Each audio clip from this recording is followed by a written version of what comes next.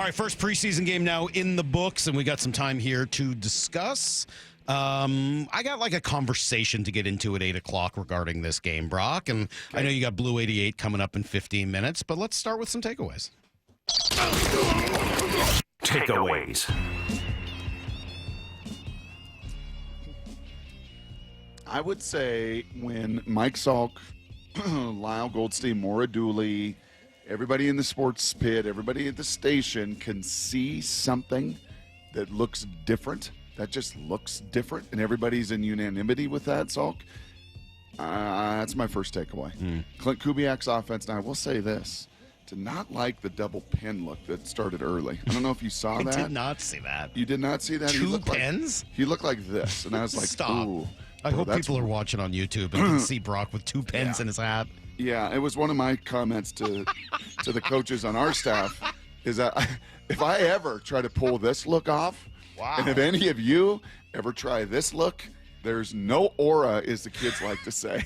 We are not doing that. Okay. And then eventually, I think one was a pink highlighter and one was a sharp. It was just not. I was like, Clint, somebody get to Clint, please. So eventually, it just became the pen. I think the highlighter he was using. So, but it was cool, man. It was good to see 12 personnel. It was good to see outside zone. It was good to see a commitment to it, Salk. It was good to see the fullback that you drafted, Brady Russell, and his lettuce flying around. So I got to just start right there. You know, that it did look and it did feel different, and there was a commitment to it and a buy-in, and then just a discipline to run it as well throughout. I really, really enjoyed that. Yeah, you could see it, right? I mean, I mentioned it earlier. The stretch plays, the outside zone, it looked different to my eye. That's not to say that's all they ran. Obviously, there was some, and we'll dig into it a little bit more later. But you know, there was some read option later. Once they had a read option quarterback come into the game. Yep, they ran a little gap scheme, pulling guys in the interior. It looked like when you played the Rams and McVay and Shanahan for like the last 10 years. That's what they've run against you. And you hired Shane Waldron, and you're like, well, why didn't it ever look like that? It never looked like that. It's true. And maybe it's because Shane never went with the double pin look out of the hat as Coops did. Makes sense. Yeah, obviously that was a big part of the success of the offense yesterday. Takeaways. Well, I thought you would start here. I'll start here instead. The guy who jumped off the page more than anybody else last night was Robbie Ouzts. He jumped out to me anyway more than anyone else I saw. I'm not saying he was the single best player out there. I might have suggested that at 6 o'clock. That might be going too far.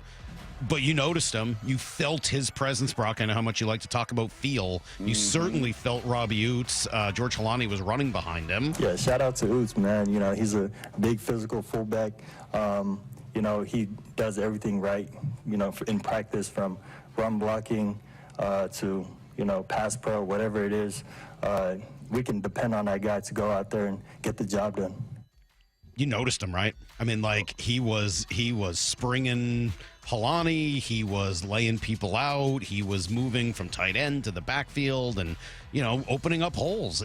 It's nice to have a fullback. If you want to be a running team, and you want to be big and powerful and physical, it sure helps to have a big, powerful, physical fullback who is, you know, a fullback and not like a defensive lineman masquerading now and again. Yep. Yeah, it's been a while since we've had a fullback like that. Max Strong. That really is like, I mean, this is what I am. It's my identity. Well, I don't know. I mean, Max Strong was probably going back a ways. I mean, like, certainly Derek Coleman was there was a fullback. role for Derek. And Mike Robb was a fullback. Like, those guys were real fullbacks. A little more versatile. But this guy's a little versatile too, isn't he? Right? I mean, he was a tight end in college. No versatility. No, there is some. And maybe that's mean to Mike Robb, because like Robbie Ouzts, the two of them, if Mike Robb was on the field before the game and you put the two of them side by side, it'd be not quite like up with Kay and our guy Vita Vea. I don't know if you saw Kay Adams and Vita Vea's interview. But that's funny. Oh gosh, it was. You got to look up. How many seconds of silence were there? Well, someone tweeted me and said it's still a work in progress. Yeah, the interview thing. Bet it is. But 275-pound hammer with thighs for days, it's just going to get into people and maul people. And I love what Halani said there. Like, yeah, man, we trust him. And we're building that trust early, and pretty neat to see. Takeaways. Maury, you want to jump in? I thought Miss Mora sent like 7 or 8 good ones. Yeah. Don't need to hog this in the preseason. Miss Maury, you want to jump in? All right, yeah. I think it was nice to see that they have some depth at the cornerback position. I thought Nehemiah Pritchett looked like he'd been doing his homework on that interception. Yep. He knew exactly what was going to happen. And then on that pass breakup that he had later, he timed his leap perfectly. And then also, Josh Jobe, his interception was nice to see, but that ball was way underthrown. Yeah, I thought that secondary, right? And then this is their opportunity. No Spoon, no Shaq Griffin. Some of these guys, Pritchett in particular, is a late draft pick from the season before. No guarantees to make the team.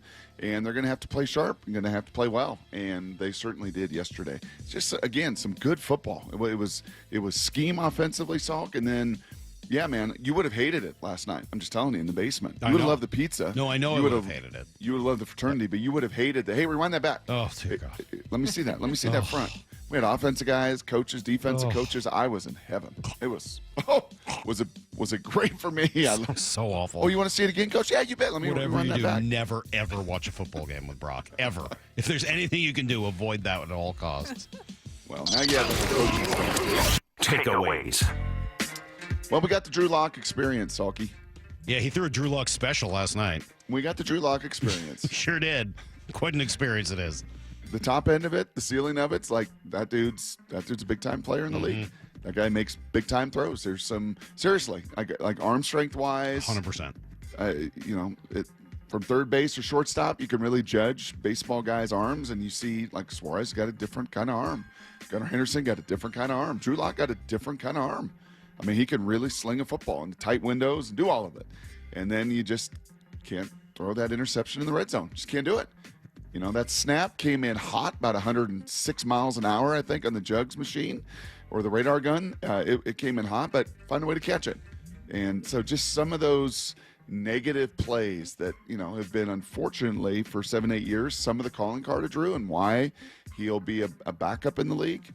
But man, he makes some absolutely wowzer plays that you're like, yeah, that's why you also belong in this NFL, and you've carved out quite a career. Yeah.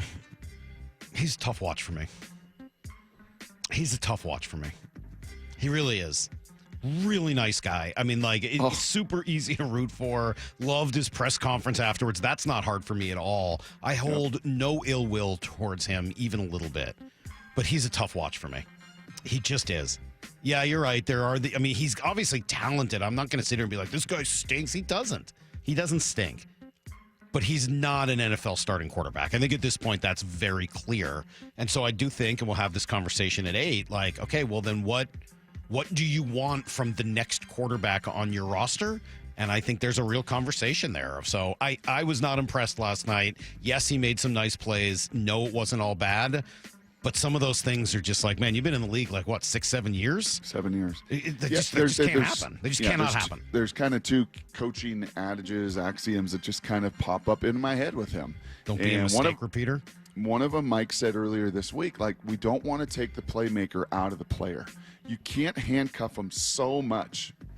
But when that player repeats just turnover plays or turnover-worthy plays, you're just left to wonder about the old Tom Mooreism. Yeah. Play smart, not scared. Yeah. He definitely never plays scared to make a mistake. He is willing to let it rip. But that smart protection of the football has been a challenge. Takeaways. So you know what I saw last night that I was kind of excited about? And Drew Lock was one of the purveyors of it, Brock. Seattle 4 of 6 on 3rd down. Motion across the formation is Cody White. Snap to Drew. Going to set up a screen pass near side. Breaking a tackle. Coming up near side is Helani. Got a first down across midfield, run out of bounds. Was that another successful screen pass? When we were out of practice, we saw a bunch of them. I don't know whether you've always said the problem the Seahawks have had with screens is that they don't major in them. They try to minor in them, and then that's just not good enough. It's just they're too hard, too complicated, take too much timing. If you want to do them, you got to major in them. Maybe they are, because I saw a bunch of them in practice that looked successful, and I thought what I saw yesterday looked very successful as well. I wouldn't even know what to do if the Seahawks had a successful screen game, but I am now starting to feel like that might be a part of the offense this year. Well, once again, go back to what we've played against for 10 years. What do Shanahan's teams, what do McVay's teams, what do they do? Right? They have been really good screen teams. And when you're a motion and you're a movement and you're condensed formations and you're a run and you're a play action, you know what should come along for that journey and that ride? Screens. But when you're a Rolodex team and we do a little bit of this and we do a little bit of that, and let me just pull this recipe out of the recipe box. Oh, let me just flip the Rolodex and see what name comes up and what play comes up, and there's not a continuity to it and a build off of it, then you're not a good screen team. And you're absolutely right. It was nice to see that execution as well. Takeaways. Good. Doesn't this feel good? It does. Just a little takeaways. Let's see if we can bang out a few more in just 4 minutes. Maura, go for it. All right, let's see. Christian Haynes looked a lot different in game than he looked in camp. Mm-hmm. He was moving some people. Because he wasn't on his back? And pretty darn quick, getting downfield to block. Yeah, and not like hands on hips. This look, so if I gave you the double pin look earlier, right? That one, you know what else I really just don't enjoy, Salk? When linemen get tired, and it's not like just leaning over. They it's, I don't know, it's like almost palm. I know what it is. Yeah, it's this. You know what you're I'm trying saying? to you're like taking You're the so pressure off your back. Yes. Yeah. Oh, so exhausted. So tired. All right. There's way too much of that. Way too much of that in the past. And, you know, you're again, spot on, Maura. Those guys were not sucking oxygen. They were moving, and they were all moving pretty darn well. Takeaways. Maura, you noticed this one also. I know it was in yours, but I really like the defense picking up those 2 penalties for celebrating, and there was an all-in element to it. And if you want to have a top 5 defense, which is one of the goals for this season, you have to have some of that swag that goes with it, right? You've got to have a belief in yourself and the teammate element and the building each other up and the just the ferocity of it, just an arrogance to you. So I loved it. I thought that was great. Don't want it, obviously, in the regular season, but in the preseason, awesome. And I don't know if we have the cut or not. I should have asked you about it. Sorry. But I did see Mike McDonald basically call it the cost of doing business. I loved that. I thought that was the perfect description of it. Yeah, it's just cost of doing business. If that's the team you want to be, that's exactly the kind of stuff you got to do. Yep. Why Pete never minded being the most penalized team in the NFL. Well, especially in a situation like that, right? Just cost of doing business. No, you have it? Business. Oh, yeah, here was Mike McDonald afterwards on those 2 celebration penalties. I could even ask that question. Yeah, I mean, these guys they're ready to play a game, and they've seen the work that, our non-starters have put in. So to see those guys come up and attack the ball the way they did was really cool. We wanted to make a little bit more of a return in both situations. We work plus one a lot. So there's some meat left on the bone on that situation. But we do have to show the guys that, those penalties did affect us in the game. Change field position. We really can't afford to be doing that moving forward. But having the enthusiasm and having the guys being fired up for guys making plays, that was pretty cool. Pretty darn cool. Takeaways. Kind of a cool one for me to have some new coaches over that got to hang out and fraternize and have fun, talk football, get to know them deeper, Salk, and to hear just just through their optics asking me questions like, man, why does that stadium rock the way it does? It's a preseason game, and you could feel some of the noise and the emotion, and just good football fans that understand on third down, you know what? Make noise. Make it hard. Make it hard on, they're going to come and check at the line of scrimmage. Get even louder. And I got to tell the good story about Paul Allen sitting in the end zone at Husky Stadium, growing up with his dad, watching it before he became a Coug. And Paul Allen saying, you know what? I want those same cantilevered stands. I want that same vibe that I got at Husky Stadium where the noise reverberated, where the noise went up, and then it comes down. And what goes up, got to come down. And even though they're a little rounded and you may not think at first glance that it's the same kind of engineering, it is. And, man, I thought the stadium was alive last night. All right, those are some good takeaways. Good stuff there. It was a fun game, fun to watch, I thought, last night, especially for a preseason game. Did we get to Milroe? Are we hanging on for Well, Milroe? we're going to hang on. Milroe's going to play a big role in the 8 o'clock segment. We're going to spend a little bit more extended time on Mr. Milroe and